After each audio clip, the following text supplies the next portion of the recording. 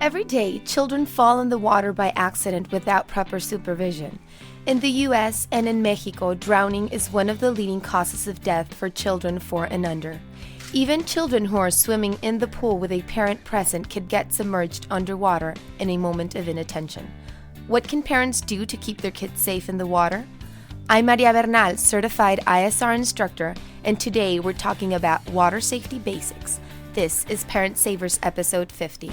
Faster than a speeding toddler. Sit still for just a minute. Can soothe boo-boos with a gentle kiss. Would you get down from there? Able to clean poopy bottoms in a single swipe. Oh, what did you eat? Turning frazzled mommies and daddies into procreators of peace and harmony. Ah, quit touching me. It's Parent Savers, empowering new parents everywhere. Welcome, everybody, to Parent Savers. We're broadcasting from the Birth Education Center of San Diego. Parent Savers is your weekly online, on-the-go support group for parents of newborns, infants, and toddlers. I'm your host, John O'Real, and I want to say thanks to all of our loyal listeners who've joined the Parent Savers Club. Our members get all of our archived episodes, bonus content after each new show, plus special giveaways and discounts. You can subscribe to our monthly Parent Savers newsletter for free for a chance to win a membership to our club each month. And another way that you can stay connected is by downloading our free Parent Savers app available in the Android and iTunes marketplace, and that gives you a chance to easily listen to all of our podcasts on the go. So as I said, my name's Johnner. I have 3 young boys, a 6-year-old, a 4-year-old, and a 21-month-old. It's to the point where I think I need to stop counting in months and say almost 2-year-old. But I'm in the 3 Boys Club, and I'm joined here by some other parent panelists as well as Maria. Hi, I'm Shell. I'm 28. I own the Swaddled Sprout, a natural parenting resource in San Diego. I have 2 boys, a 2.5-year-old and a 14-month-old. Hi, my name is Amy Rinaldo. I am 34. I work part-time outside the home for a financial institution, and I have 1 daughter who's 17 months. Hi, I'm Amy Askin, and I am the mother of 3 little mermaids, Olivia, who's 8, and Serene, who's 3, and Elle, who is newborn. And Elle is in the studio with us today, so we may hear her chiming in as well from time to time. Maria, how about you? I have a 22-month-old. He's going to turn 2 in June. That's when mine turns 2, too. I think we're in the same boat where we need to maybe start saying he's almost 2. Yeah. 'Cause it's getting really I just want to close keep him a baby still, I think. Yeah. Before we get into today's topic, I am joined now by Kelly Wilson from Alert ID, and they make a great app that's perfect for parents and families. So we're going to learn a little more about it. Welcome, Kelly. Thanks for having me. So tell me a little bit about your app. It's called Alert ID, and what led you to create it? It originally started with a personal story, and I was at an amusement park in California with my 3 kids and my husband, and it was a very busy day, and we were separated from our kids for almost an hour. And any parent knows that panic, that terrifying feeling. And so thankfully we were reunited with our kids, but at that time I didn't have the necessary and updated information and photo and all that I really needed to be able to lead a search. So that spurred on the idea of how can we help children and families with lost and missing children. So Alert ID began originally as a way to help lost and missing children by creating a way online for families to be able to store this information. Well, in speaking to law enforcement across the country, they said, this is wonderful, it's revolutionizing child safety. However, can we expand it to include not only children, but families and communities and, neighbors? And so we've been able to do that. So we created Alert ID, which is a free online and mobile service. And it allows you to see what kinds of events are happening in your neighborhood, whether it be crimes, sex offenders, and neighbors can share information with each other. They can share suspicious information. We have a platform for public safety that people can communicate, a social network, if you will. And then we created an app so that you can take this information with you wherever you go, whether it's no matter what state you're in. We're in all 50 states. So people can take the app and say, okay, I'm going to go to a different park, or we're traveling to a new area. How safe is this area? So they can look at the app and see what sex offenders are near this park. And you know what? I'm going to either keep my eye a little more open, or maybe I'll go somewhere else. We went to a park the other day that was outside of our normal neighborhood, and I was surprised by how uneasy I felt being in a strange area and not knowing what was around and being out of the bubble. And it sounds like Alert ID could really help me with that and get me to feel a little more comfortable with the area, or less comfortable, if that's the case may have been. Well, and I agree with you, and I think in this day and age, information is truly power. And the more that we know, the more that we can be empowered with information and know what's happening, the better we can protect our kids and work together as a community to feel safer and to take care of our families. Okay, so how exactly does it work? You download the app, it's free, like you said, and then you also have to create an account, and then what happens from there? Right, very easy. Again, as you mentioned, it is free. You just go to alertid.com. It takes less than a minute to create an account, and all it will ask you for is your name, and it will ask for your address, but it's all simply for geographic purposes, so that it will pull up a map of your neighborhood, but you can include other neighborhoods as well, maybe your child's school, your work, areas you visit, grandma's house, and you'll be able to see what events have happened in that neighborhood with a map. You'll also be able to receive email and push notification alerts whenever something changes. For example, a sex offender moves into your neighborhood, you're going to be notified. Anything in the sex offender database for your state, whenever anything changes, you're notified as a member of Alert ID. And we've actually got a landing page just for Parent Savers, Boob Group, and Preggy Pals listeners. If you go to alertid.com/newmommy, you can sign up there. Does it matter if you sign up first and then download the app, or download the app and then sign up? Can you do it in either order? It doesn't matter. Okay. So is the information that you're getting through Alert ID, is that something that you guys are putting out there, or is it coming straight from the source? It comes straight from the source. We tie it directly into the state sex offender databases, and it's unfiltered. So whenever anything changes in a sex offender's profile, their address, their any physical traits that change, that will just go directly to our members in an alert. And we also have crime information in many, many cities across the country. Same thing, we tie directly into their CAD system, their dispatch system, so that information goes directly to our members, to the citizens.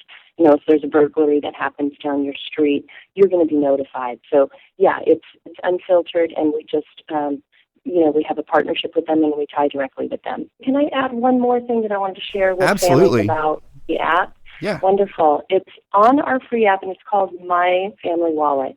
And for those of us that, really want to be prepared about protecting our kids, and it kind of goes back to the origin of Alert ID, you can put on My Family Wallet your most updated photo, demographic information, height, weight, that kind of thing, directly into the app on your smartphone, so that you are prepared in the case of being separated from your child, or if your child becomes lost or missing, because then you have the most updated information. And law enforcement is so grateful to have that, because 99% of the time, families aren't prepared. So I encourage you to not only become a member of Alert ID and download the app, but be prepared with the most updated information on your children, so that you are prepared and you can be reunited with your child if you're separated from them. Great. Yeah, it's a really cool idea. It's amazing. I think that this is a free service, something definitely I think all parents and families should have, and I'm glad that we're able to make them aware of it. Thanks for joining us, Kelly. Thanks so much for spreading the word and protecting families.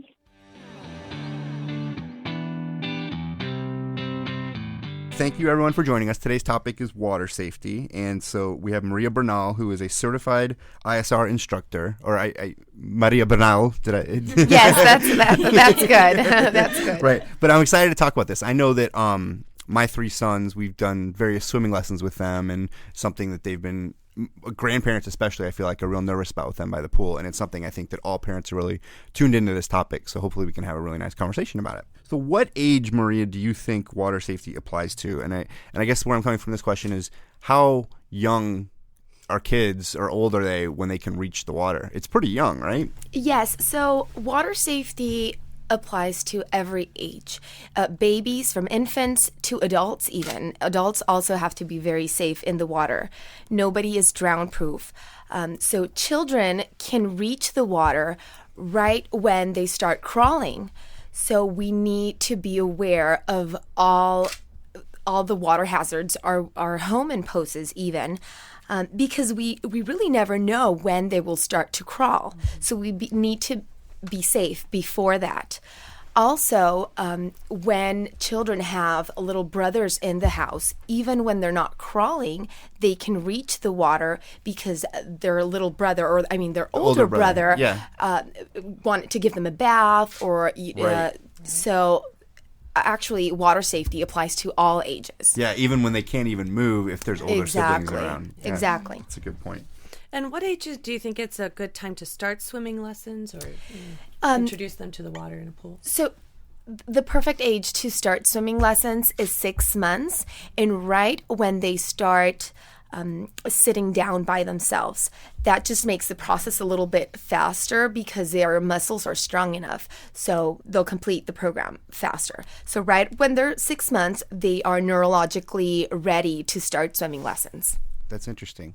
Because I feel like even with like water births, you see that like babies are ready for the water. Like I don't know, they have ready. a natural. My understanding is they have a They have natural. the instinct. There's a misconception. They really don't. They don't have a natural Instinct. instinct to swim. Yeah. It's really we're not. I'm not even sure where that came out to be, but Well, I think it's the fact that maybe they're in the water and they don't yes, and they For 9 months. drown. And They so don't drown. we're explaining like what is it that we're seeing with the kid? The yes, babies and in they the don't water. start out breathing right when they are born, so that's also a misconception. But they have no natural instinct of moving whatsoever. That is completely learned, like walking and like riding a bike.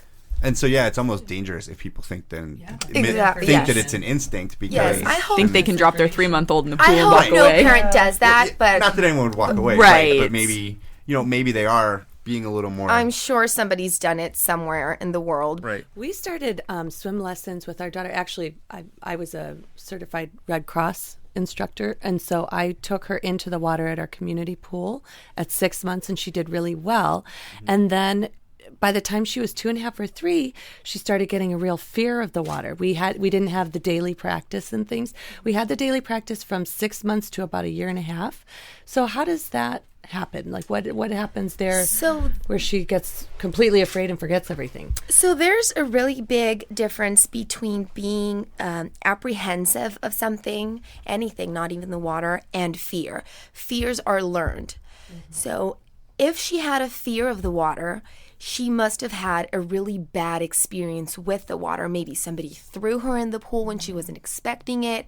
She was in a pool when it was really dark and she couldn't see anything. So a really, really bad experience with her. If she didn't, then maybe she was just apprehensive. It was something new.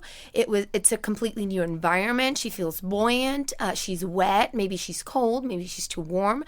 So maybe that was just apprehension. Yeah, and it was different because we took her in an ocean versus a pool. Yes, and then So the I waves. figured she was okay, and very calm ocean. It was the Atlantic. It wasn't here. It was a nice 80-degree water, but I mean, waves coming at you is a lot different than a confined swimming pool at 80 I get degrees. scared of the ocean too. Sure. Right? How big it I'm is. sure she's seen the octonauts or Yeah, yeah. maybe not, but maybe there's what's in the ocean. Sure, too. sure, and she is precocious like that. Sand. That's a good point. And then she also, at 2 years of age, you understand a little bit more about Sure. the world. So you know you can fall. And if you were carrying her and the Yeah. waves were coming and then the sand. So she knows Lot a of little variables. bit more than it. Yeah. Good, because I thought I was a bad mom. What is the AAP stance on water lessons for infants and toddlers? So until a couple of years ago, the AAP changed its stance on water safety lessons for infants and for toddlers. They used to not recommend lessons, but then after a lot of research and finding out that water lessons actually can save lives and getting children skilled has saved a lot of children's lives, then now they have changed its stance and now they allow, or better said, they recommend lessons for infants and for toddlers. And what age would do they have a recommendation on what age you would start, or is it just based on the child? It's based a lot on the child, but at 6 months is a great age to start, just because you want them skilled by the time they're mobile. Okay. And what can we expect from a 6-month-old or a 1-year-old or a 2-year-old? So from a 6-month-old to a 12-month-old, you can teach them how to roll over onto their backs and float. They can maintain that float for a couple of seconds or a couple of minutes, and that gives the parent or the caregiver precious time for them to find them in the water. And when they don't feel that an adult is present, then they start crying a little bit or whining, and that is great because the parent can hear them, that they're in the water. And then parents also can distinguish the cries and the whines from being in danger or being in the water or from just wanting something else. After 12 months, from 12 months to 6-year-olds, then we can start teaching them our swim, float, swim sequence. What that is depending on their size and the strength of their muscles, they can swim a few feet, and then before they feel the need to breathe, they roll over onto their backs just like the infants, and they rest, they breathe, they calm, and then they flip over again and continue swimming. They do this with their eyes open. That allows them to find a safe place in the water or get completely out of the water. Now, like a lot of cases, when children get in the water by accident in open water, let's say a sea or a lake, then there's no way out. Then there they can maintain their float for, again, a couple of seconds or a couple of minutes, or in some cases, even a couple of hours. Jeez. Yeah, a records is 4 hours. A student that had been floating for 4 hours in open sea. Wow. Oh, wow. And so we've kind of transitioned a little bit from talking about traditional swim lessons at the neighborhood pool into, is this what ISR is?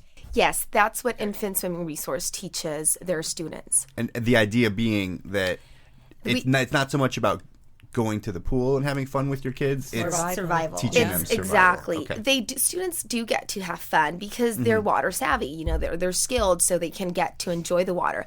But we focus on safety and on getting them saved in case of an accident. Yeah, that's amazing to hear about, I've floating totally for- seen videos of it. It's very cool. Yeah, I feel like it's been going around online pretty recently. It's Yeah. the first time I've heard about the ISR is the videos that I've seen online. I've been doing this for 5 years, and every video, every student that floats, I get goosebumps still. I'm like, when will this be over? I guess never. When you see a student floating and you know that he has a chance of surviving in case of an accident, it's just amazing. Right. And so parents, if they want to learn these techniques, you're an ISR instructor. Where can you find that? Is there a central website to find it? Or There is. It's infantswim.com. Okay. And there's an instructor locator. And that homepage, we actually have instructors all over the world now, but we are always in need for more. There's a lot of children in the world that are at risk, and we are always looking for more instructors. We'll make sure that that's on this week's episode page on the site as well. You mentioned other water sources earlier, that as dangers for kids. What are some other water sources besides pools, and are there any survival techniques for them too? Thank you for that question, because it allows me to explain to parents that not only are pools a risk to children, but their homes as well. You need to be aware of all the risks that your home imposes. Children have drowned in toilets. They have drowned in sinks, in bathtubs, even in salsas.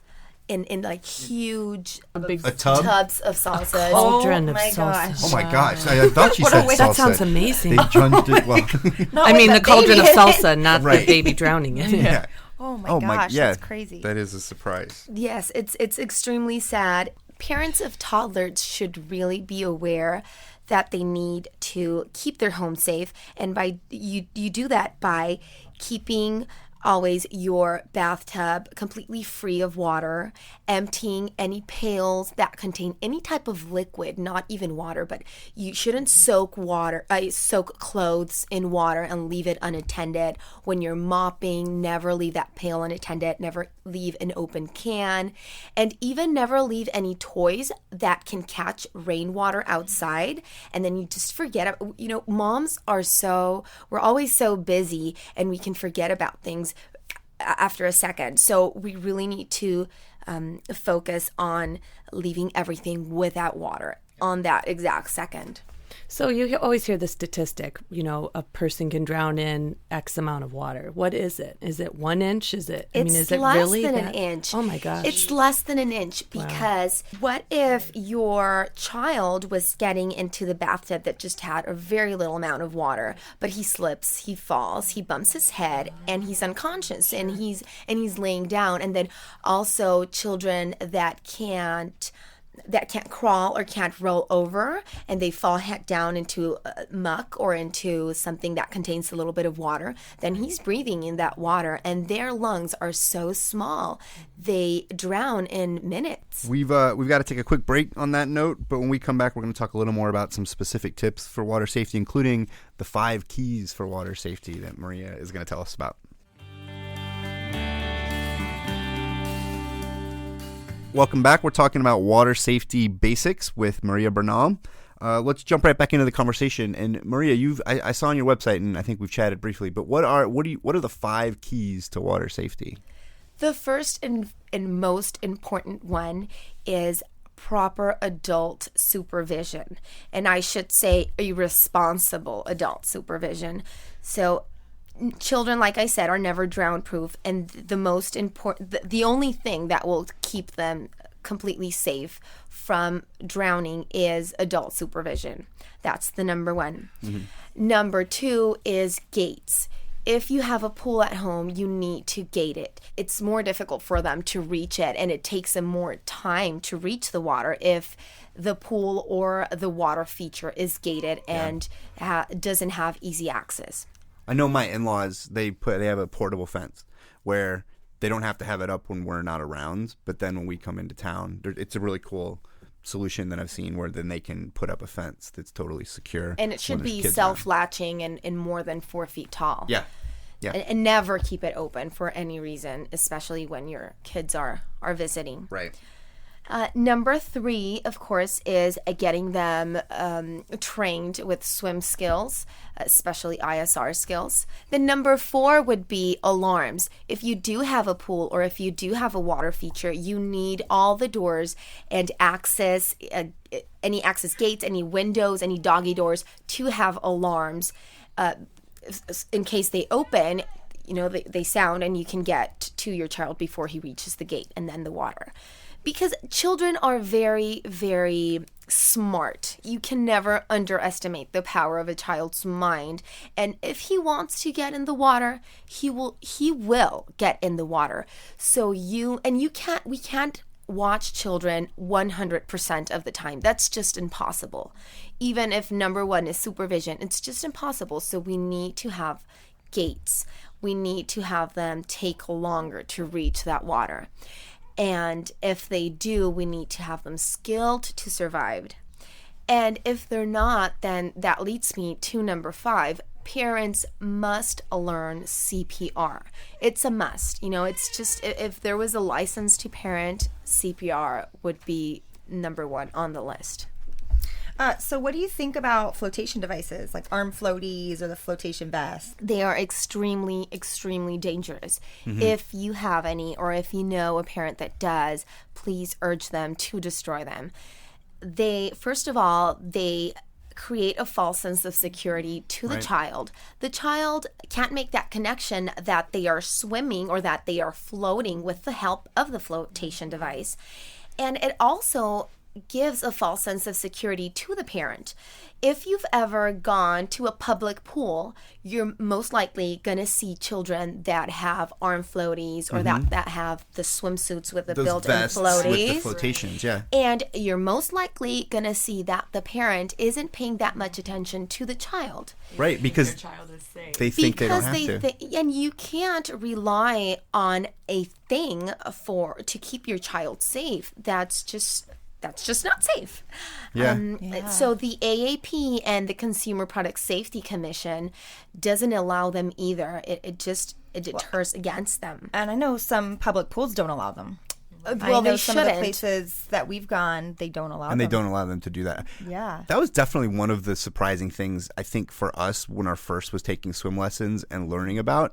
Because I think as a non-parent or kind of getting into it, you assume, like, that's your image of a kid Yeah, you swimming. just think, I'll put the floaties on them, I'll toss them in the pool, they'll be fine with their friends.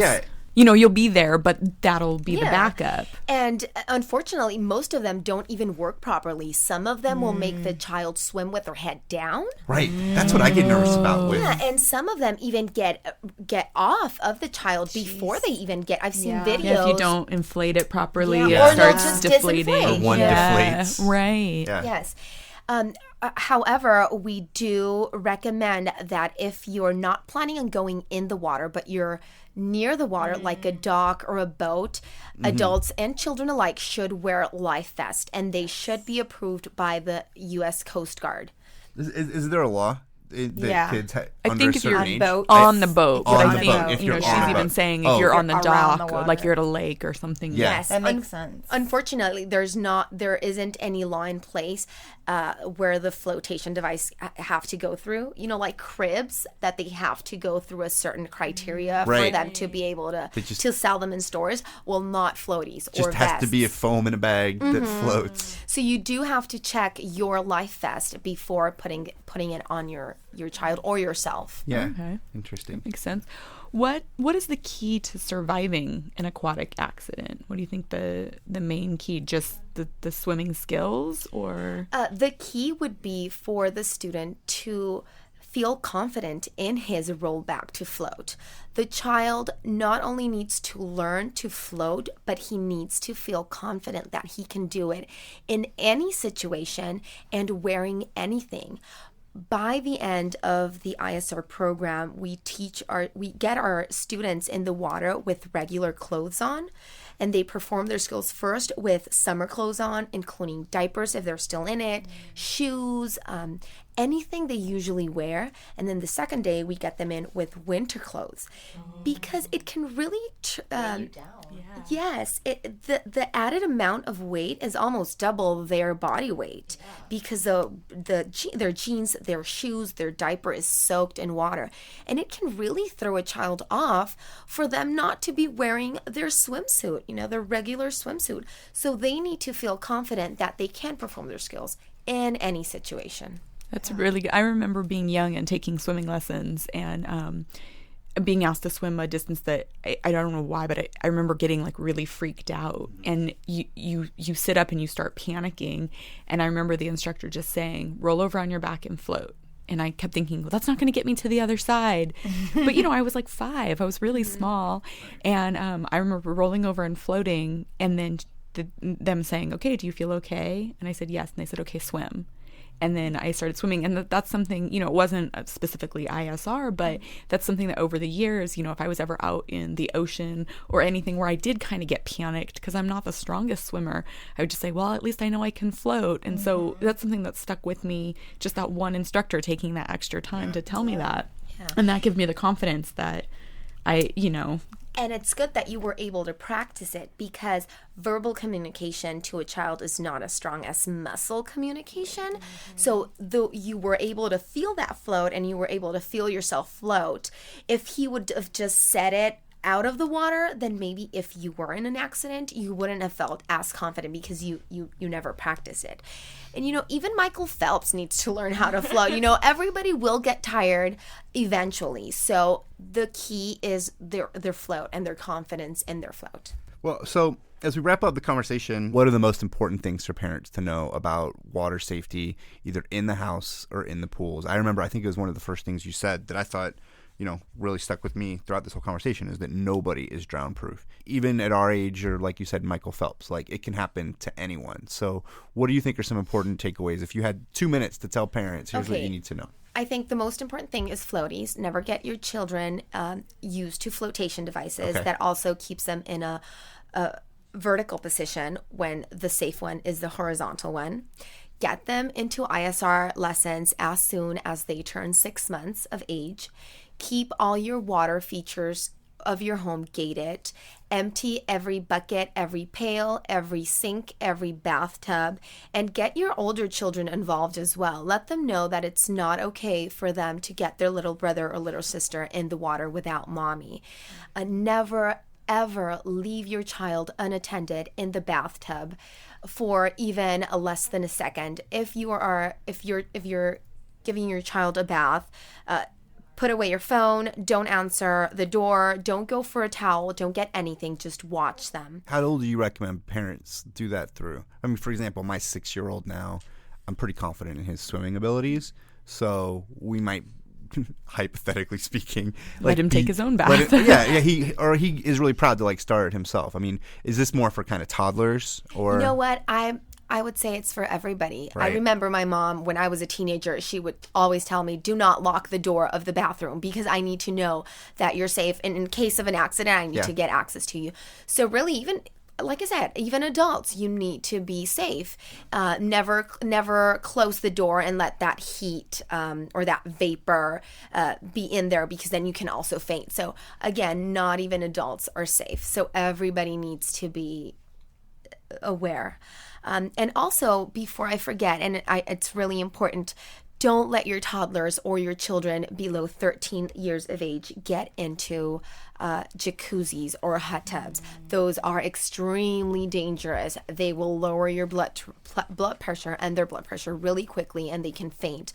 Also, the bubbles and the jets make it really hard to see underwater.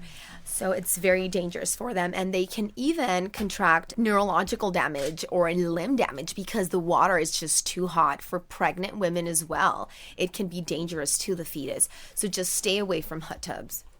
Not even if they're cold, because then you're letting them know that it's okay for them to get in the hot tub. I get a lot of parents telling me, oh, we don't keep it warm so he can go in. Well, yeah, but then you're allowing them to get in the hot tub. So how is he going to tell which one is okay and which one is not? It's interesting. Is it the warm water or some of the dangers with the hot tubs? Because what's the difference between a bath and a hot tub when you can have in warm water? Well, bathtubs are always extremely hot, even hotter than bathtubs. Hot tubs. Yeah. And then also the jets and the water pressure and the water the filtration system. The filtration, it'll suck you in, and for little bodies, it'll be very hard for them to get detached from that. And like I said, the jets make it harder to see. So if your child is in the water, underwater, you won't be able to detect them because of all that movement. Yeah. Hot tubs make me nervous. Then they're also very dirty. It's the foam, right? They think that it's bubbles like in a bubble bath on top, and that stuff is the gross stuff. Yeah. Like, look, I'm Santa Claus, and you're like, oh. Body it's definitely a breeding ground for germs and all type of diseases. Yeah, but those filtration systems, I remember hearing some really bad stories when me too. Yeah, when I was growing up about especially girls getting their hair caught in. It's one of my nightmares. Yeah, absolutely. I grew up with a pool, and that's a big. There's a lot of hair in that filter. Yeah. Oh wow. Well, because that's so you have to stay away from them. It's very scary. And there's a law now that helps that out, but still, it's still very dangerous. All right. There's obviously a ton of stuff to talk about with water safety. I mean, we talked about swim lessons, pools. This was hopefully a helpful conversation for our listeners. I know I enjoyed it here. We're going to continue it a little bit after the show for our Parent Savers Club members. We're going to talk a little about pool toys and maybe a little more about the salsa incident because it's fascinating. So thanks so much for joining us, Maria. Thank you so much for having me. It was a great experience.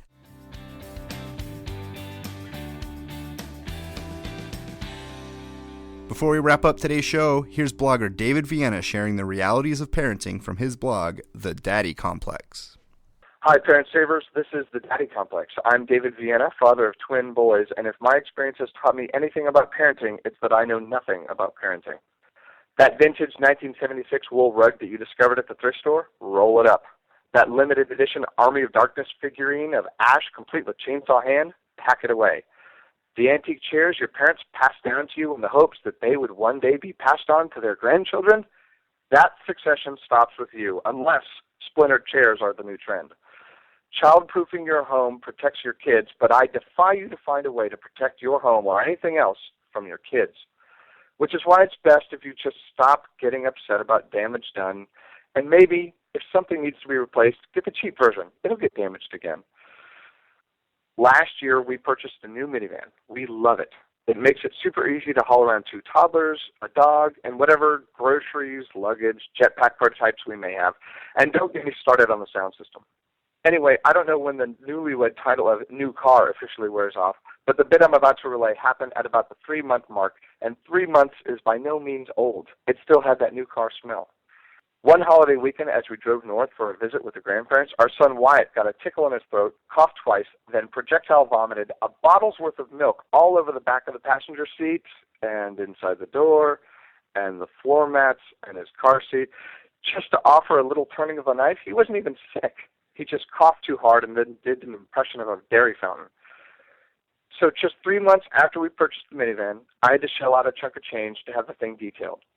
But because I already accepted that everything we have is subject to destruction by the boys, I wasn't upset. It's just part of raising a toddler, or in my case, 2 incredibly destructive toddlers. There's simply no way around it. Your children will destroy stuff. There are entire blogs dedicated to this truism.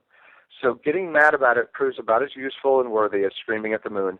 And once your tot shoves a peanut butter and jelly sandwich into your new Blu-ray player, if you don't keep some perspective, you'll go stark raving mad and do just that. Check out more of my terrible advice at thedaddycomplex.com, the Huffington Post, or on Twitter at thedaddycomplex. You can also view episodes of Fighting with Babies, my puppet web series for parents, at thedaddycomplex.com/FWB. And be sure to keep listening to Parent Savers for more fatherly tips. That wraps it up for today. We appreciate you guys listening to Parent Savers. Thanks to everyone in studio for joining us. Thanks to my wife for letting me come in and record these episodes, watching the kids. Listeners, don't forget to check out our sister show, Preggy Pals, for expecting parents, and our show, The Boob Group, for moms who are breastfeeding their babies still. On next week's Parent Savers, we're going to be talking about another interesting topic for parents that everyone is kind of exposed to, and that's tummy time. This is Parent Savers, empowering new parents. This has been a New Mommy Media production. The information and material contained in this episode are presented for educational purposes only. Statements and opinions expressed in this episode are not necessarily those of New Mommy Media and should not be considered facts. While such information and materials are believed to be accurate, it is not intended to replace or substitute for professional medical advice or care, and should not be used for diagnosing or treating healthcare problem or disease or prescribing any medication. If you have questions or concerns regarding your physical or mental health or the health of your baby, please seek assistance from a qualified healthcare provider. Hey mamas, don't forget to check out Mighty Moms. It's our online community built for new moms just like you. Not only can you connect with other moms, but you can also join us backstage for special mom-only online events. And you'll also be notified when we're recording so you can join us as a special guest. Visit our website, newmommymedia.com, and click on the Mighty Moms banner. It's free. That's newmommymedia.com. See you there.